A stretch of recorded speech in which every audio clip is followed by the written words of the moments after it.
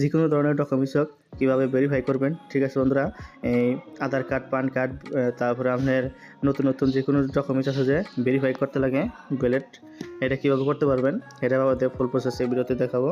ঠিক আছে বন্ধুরা, এখানে দেখতে পাচ্ছেন verified digital signature on mobile.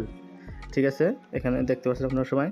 আর এটা কীভাবে করতে পারবেন, এটা আসার পরে এরকম অপশন আসবে।